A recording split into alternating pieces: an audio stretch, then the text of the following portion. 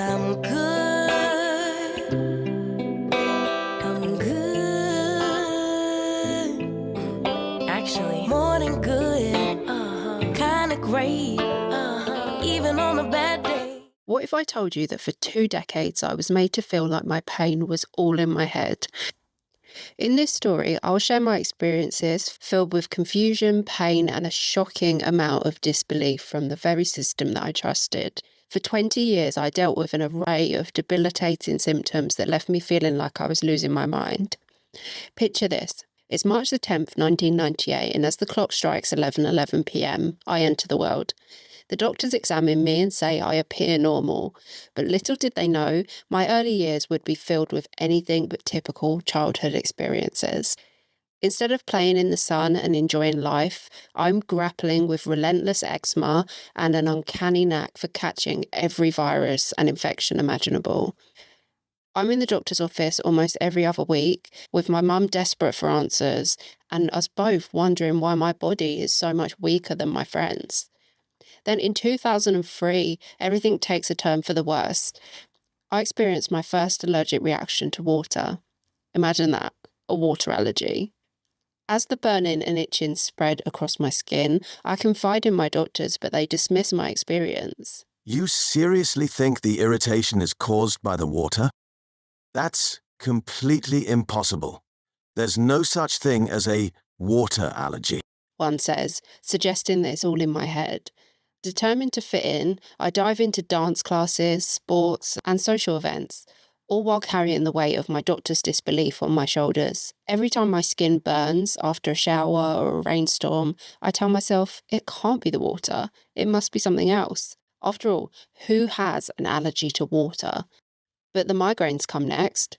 Sharp, throbbing pains that feel like they might tear my fucking head off. It's a feeling of chaos and despair, leaving me in a state of confusion until I finally throw up, and then the pain eases. Despite these glaring signs, my migraines, my fragile immune system, and the agony of water touching my skin, and the medical professionals around us continue to make my mum feel stupid for worrying. This cycle continues through my childhood. I endure endless viruses, suffer through nearly every bath, and miss friends' celebrations due to my relentless symptoms. It isn't until 2015 that the pieces finally start to align with a diagnosis for the water allergy I mentioned at 5 years old. At 17, the pain overwhelms my life and tears become a problem, leaving my eyes raw and rash covered after every time I cry.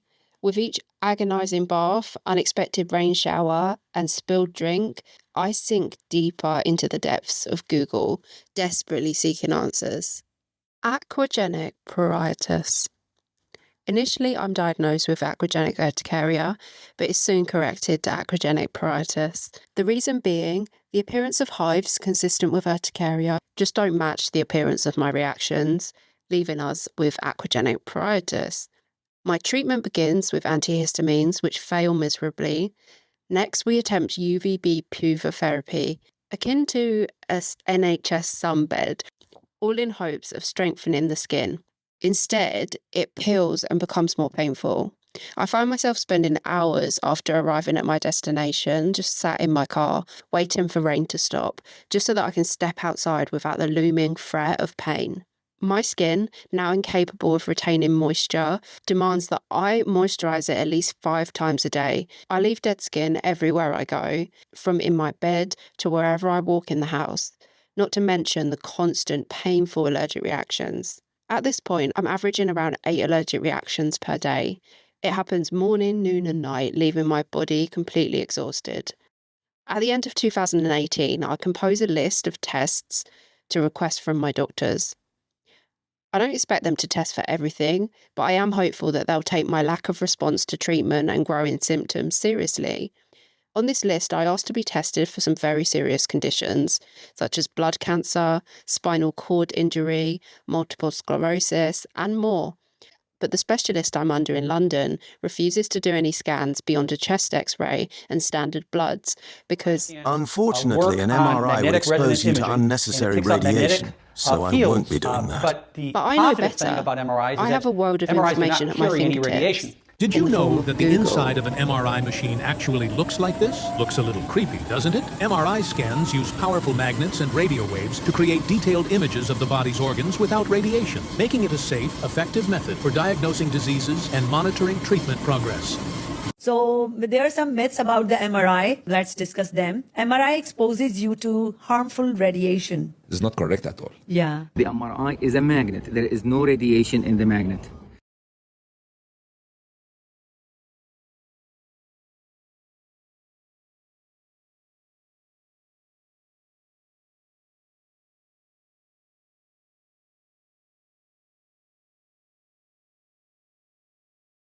Stuck in this cycle, I continue to endure painful baths, all while my skin tears at the slightest touch. My feet start to blister every time I walk anywhere over 2 meters, and my skin has sore, inflamed bumps all over. Throughout 2019, I continue to ignore the social aspects of life. Fuck bottomless brunch. I just want to get better. I'll brunch afterwards. So my focus is on my treatment entirely. I keep thinking, I'll have time to live my life when my symptoms get better. It won't take that long. Convincing myself that my health needed my attention more than my friends did. I try over 5 more failed treatments. I drive 140 miles each time I go to the hospital, spanning over a period of 5 years. The journey slowly becomes more and more exhausting for my body, often leaving me at the side of a road in London somewhere vomiting or nursing a migraine before getting back into the car to complete the remaining hour drive to get home. This starts to become exhausting for my finances too, as I can't work a full-time job because my health no longer supports it. With every failed treatment, the way my doctor treats me deteriorates.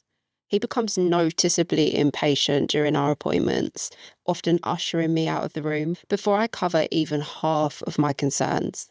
It's like I can visibly see and feel him giving up on me. The last few times I travelled to see him, he asks his colleague, whom I've never met, to see me instead. She repeats all of the same painful tests he had previously done, but she's even more abrasive, rude, and unsympathetic than he had become. When I first came here, the specialist had promised me the world. Over the years, he had said he was confident we'd get to the bottom of it. He told me he would do everything he could to help, and also assured me that he wouldn't give up on me. So being passed on to his colleague feels oddly like he's dumping me, but without telling me. To me, his promises have been the dim light in the pit of darkness I'm trapped in. I'm depressed, jobless, in constant pain, and spending my early adult years in hospital waiting rooms and doctors' offices. The words of optimism and faith that he'd shared with me had been the leading force behind my fight for 4 years. Now he won't even see me. The substitute doctor is also uninterested in the many neurological symptoms I'm having, seemingly only taking on board my mention of my frequent migraines. She told me that they had no more options for treating my skin symptoms because they didn't understand why nothing had worked thus far. But in her letter, she says she will refer me to their neurological department. Not only did I ask for scans years before this, but had someone taken my symptoms a little bit more seriously, I could have had an additional 5 years worth of treatment instead of an additional 5 years of suffering. But she doesn't send the referral. After that, I only ever see the specialist again when he walks into the room I'm being consulted in by whichever doctor he has palmed me off on that day. He usually leaves quickly once he sees that I'm the patient. After that, he only contacts me via telephone.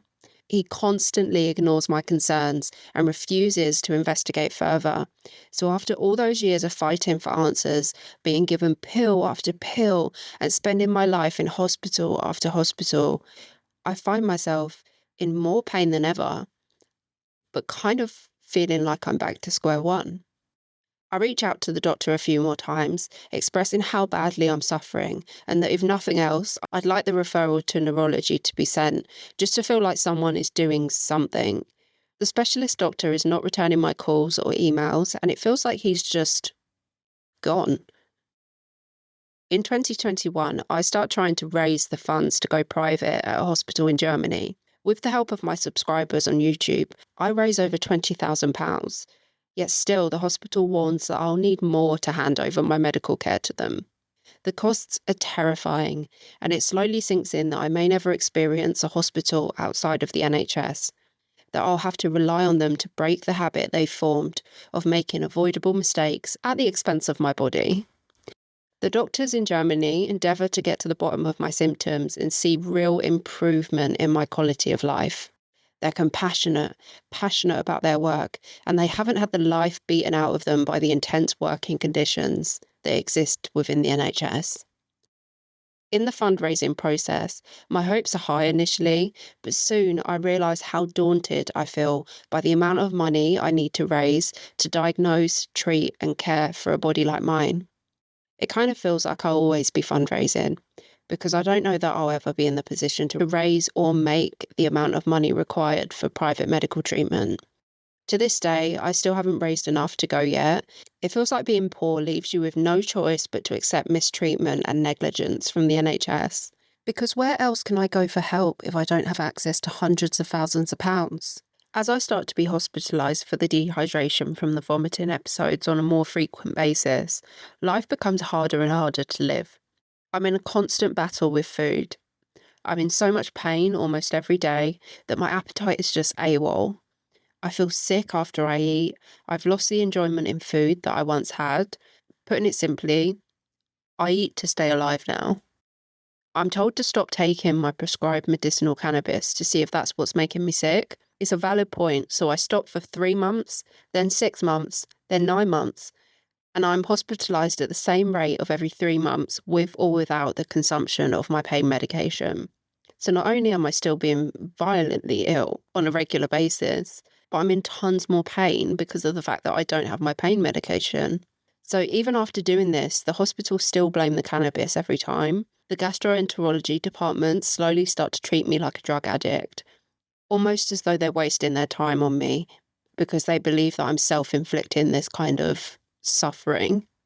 Over time, I've observed that the triggers seem to be emotional stress and my menstrual cycle, because those things are the only consistency in the episodes, as they can happen months after I last ingested my medication. I have never in my life had a sickness episode induced by taking my medication. Despite this, a consultant laughs out loud when I show him a copy of my prescription. I'm devastated. I thought that it would not only verify the fact that I wasn't getting it on street corners like they seem to think, and in showing him, I also was giving him the means to contact my cannabis doctors if he wanted to. But he doesn't do any of that. He just laughs. Months later, another consultant tells me that I'm wrong for believing the vomiting is being caused by something going wrong with my central nervous system. I come to that conclusion based on the intense temperature switches in my body, making me freezing cold and tremoring 1 minute and then burning up and pouring sweat the next. I also have to concentrate hard to unclench and control my jaw during these episodes, making it really hard to speak. I can't form full coherent sentences during these episodes because of the fact that I'm like delirious. My skin turns a scary grey colour. I can lose control of my bowels and my bladder. I get excruciating migraines where it feels like something is drilling into my skull. I tried so many times to explain this wasn't because of my prescription, it was something else. Weeks on end of my life are lost to hospital stays where we find no answers.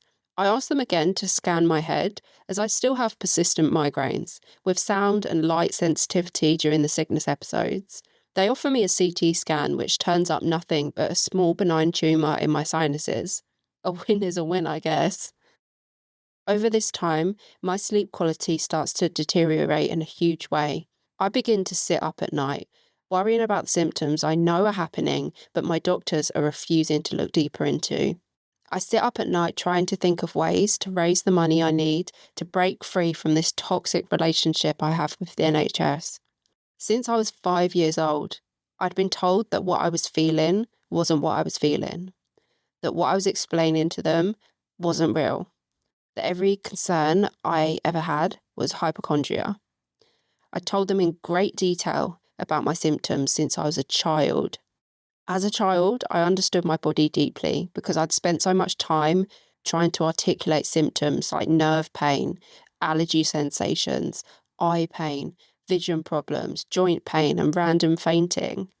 From a child, I knew how to speak up for myself. I knew how to share all of the important details with them to help them find the answer. From my teens, I even knew that doing my own reading would give me strength when it came to explaining symptoms to doctors. I'd find medical articles and studies to help me explain why I was so deeply concerned about my symptoms. Every single time, I was ridiculed. I was told that I hadn't gone to medical school, that I should stay off the internet, that I was catastrophizing. They put camera after camera into my stomach, but find no answers. Yet the hospitalizations continue at a steady rate. In summer 2023, I get a puppy to train as a support dog. As my hospitalizations become more frequent, we comfort each other when I'm home, and he now fully understands that I go away to the hospital to come home feeling better, and he stays with my parents. Life quickly becomes about avoiding going to the hospital. I'm scared of being blamed for my symptoms. I'm scared of not being heard, and I'm scared of the lack of search for answers. But above all, I'm scared of the injuries. Content warning. I'm about to show some graphic medical images which could be upsetting to some people. They've fractured my carpal bone, given me countless injuries from cannulation. They've continued to put medications through a split cannula, ignoring me when I tell them that it hurts. They've let cannulas stay in for too long, continuing to put medications through it despite it being painful. They've neglected my medications to the point of putting me through unnecessary opioid withdrawal. And this isn't new, it goes way back. When I was a teenager, they put braces on me after discovering that I had 4 impacted wisdom teeth, knowing full well that my teeth would likely move back after I turned 18, making it not their problem. Since my most recent hospital stay, I've had reduced sensation on the skin of my arm where they administered an anti-sickness injection. I left the hospital at the end of November. At the time of recording this, it's the 1st of February, and I still can't feel it. Then suddenly, one day, I collapse at home from back pain. I suffered from back pain since I was a child, but not like this. After another trip to the hospital, they discovered that I had prolapsed discs from L5 to S1. I thought I knew pain before this day, but I can't have, because I'd never needed to be prescribed morphine before. At this point, I can't do my hair, can't get in the bath, can't go to the toilet without someone helping me. I'm just getting out of bed and trying to walk around for up to 15 minutes before going back to rest for the remainder of the day. I slowly get back on my feet with the help of my crutches and the medication. I'm still very unstable on my feet without crutches, so I opt to do things in bed wherever possible to minimise falls. It's at this point that I realise I can't feel parts of my right leg and none of my toes on the right foot. My balance is terrible. I fall over at least once a day, and I spend Christmas Day 2023 handing out the gifts I got for my puppy's first Christmas and then going straight back to bed to rest. Over the next year, I slowly get stronger, but I'm still falling over a lot. My balance is terrible and my pain doesn't seem to be getting any better. By mid-2024, I'm slightly better at coping. I'm walking my dog daily, using my wheelchair. I'm getting to the shops and making it to all my appointments easier. But whenever I stop taking the medication, the pain is back, and I'm back in bed again. My morning medications now consist of 12 tablets, but at nighttime, there are only 3. The fact that I'm still taking morphine for my back pain terrifies me. Every time I stop it, I realise how excruciating the pain still is, and how little I can move about without it. What a scary, slippery slope to send someone under 30 on, knowing that they're in pain 24/7. In March 2024, I went through withdrawal from morphine. This happened while I was in hospital for a vomiting episode, spending 10 days, including my birthday, as an inpatient while they tried to stop the sickness. Of course, it takes almost a week to stop because of the withdrawals that I'm enduring unnecessarily. The reason I'm going through a sudden morphine withdrawal is because the hospital fails to administer my regular morphine doses via injection to make up the fact that I can't take it orally due to the vomiting. They even have access to slow release patches, so I just don't know why that happened. So I miss my actual birthday. I come home and celebrate it as soon as I can, which turns out to be 12 days later. Weekly physio isn't working. I'm using a wheelchair and kind of trying to relearn who I am. I feel lost. For the first time since I was a teenager, I have no confidence. I start to have accidents when trying to make it to the toilet. I realise that there are certain muscles I can't hold to stop myself, which scares me. I start to have to wear adult nappies because I'm having accidents almost every time I try to walk to the toilet. Watching my body give up in front of me is one of the deepest pains I've ever felt in my life. There's something extremely humbling about having to do a nappy change, but still having no answers somehow cuts the deepest of all. These moments of sadness are the bits I hate the most, because you can't know the feeling until you've sat awake at 4 a.m, surrounded by a silent world, wondering if you're going to die before someone hears the very clear words you're saying. Something is wrong. Asking yourself things like, how can I afford this body? Am I even going to survive if they don't find the reason soon? When will I next have to throw my responsibilities aside to be admitted to the hospital again? When will I get married? Will I get married now? What's going to happen to my future? Will the children I dreamed about having be better off without all this? Could I be a better friend than I'm being? I know I haven't been present because I've been in the hospital. Will my parents be able to cover the cost of my funeral if I didn't make it? Could I be finding more answers than I already have? Do I know what real love is? Will I get time to feel it if I'm always in hospital? Will I make it to my best friend's birthday tomorrow? Or will I miss it and end up in an ambulance to the hospital? Am I behind my peers? Have I achieved less? What if I can't reach my alarm to alert someone I need help? Have I seen enough of the world? That's the thing that can be so painful about illness. The problem lies within your body, so you can't run away from it or escape it. Whether it's a skin condition or a condition of the brain, the stomach, or elsewhere, you have to sit with it. You have to befriend the problem, which is harder than most people realise. Then one day in 2024 at physio, there are a few coordination tests that I can't do too well. So the physio writes to the neurologist about the situation with my back pain, mobility issues, and the upper motor neuron signs he noticed in our session. Then in December 2024, I'm diagnosed with multiple sclerosis, which is caused by your immune system mistakenly attacking the brain and the nerves. I'm struggling to use my hands in coordination with each other, like during tasks like using a sieve or pouring a drink. At this stage, it's exactly 1 year after they set me on the treacherous path that is morphine consumption.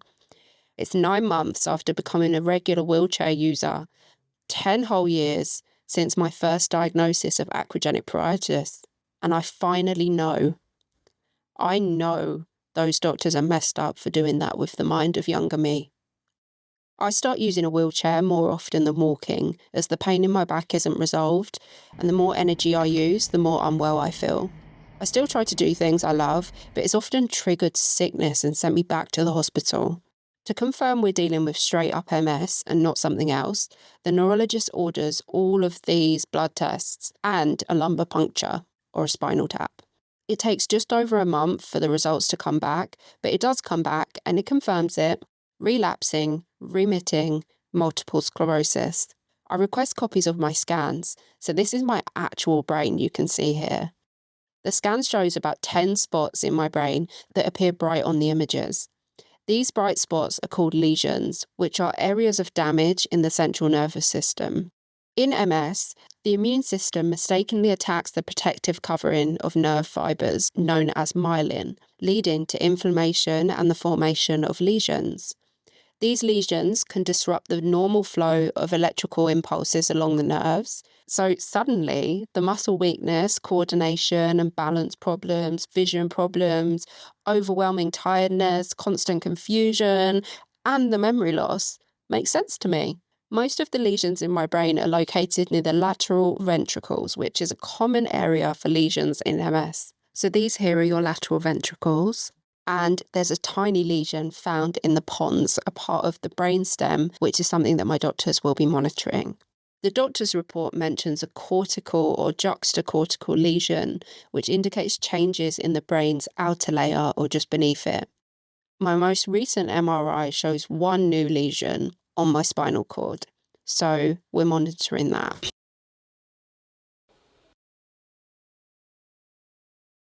So in 2025, I'm starting treatment under the NHS for multiple sclerosis.